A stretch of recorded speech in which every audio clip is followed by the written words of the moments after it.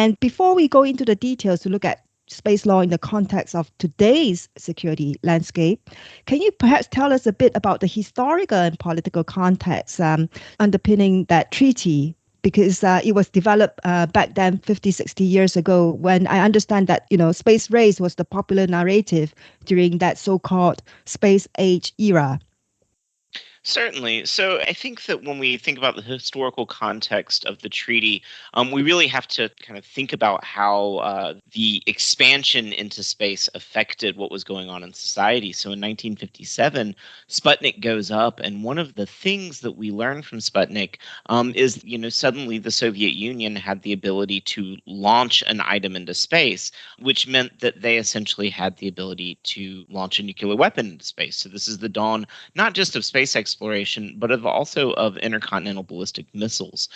Interestingly, at the time, the Soviets had a really good throw weight. They had a large launch vehicle, but they also had a very large nuclear weapon. The United States had a small weapon, but the United States did not have a good throw weight. So there was sort of a moment where these two states sort of began to recognize that maybe pushing the Cold War paradigm of nuclear armament into space was not such a good idea.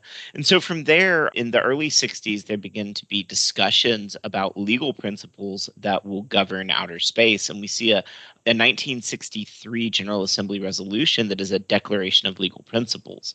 The 9 or 10 principles that you find in that resolution serve as a foundation for the Outer Space Treaty, which was formed in 1967.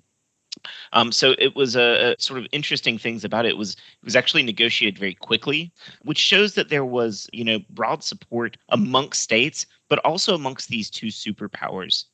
So it was negotiated quickly and it was signed quickly. And it is, in my opinion, it's a security treaty. It's about keeping states from going into conflict in space. And those are the core principles that we find in it, are very much about keeping states talking to each other and keeping states cooperating with each other in order to make sure that space is safe and secure.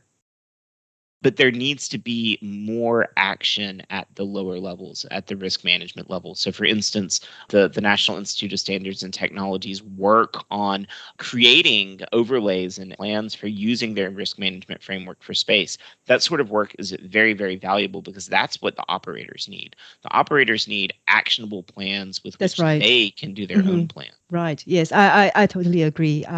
So, Dr. Blount, I still have a lot of questions, but I will have to wrap up this podcast. And so thank you very much for your time to give us a glimpse into the developments at the national and also the international bodies of law looking at cybersecurity within the space sector and with the rapid acceleration of technologies enabling cheaper satellites. It's an area of growing importance for security and cybersecurity professionals. So thank you very much for your time today. Thanks so much for having me. I really enjoyed it.